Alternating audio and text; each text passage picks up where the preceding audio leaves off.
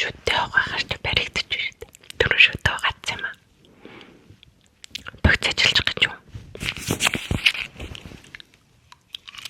Чи хатантахгүй байгаа. Жохон тиймэрхүү өдрөөс юм уу? Тайвширдаг байхгүй.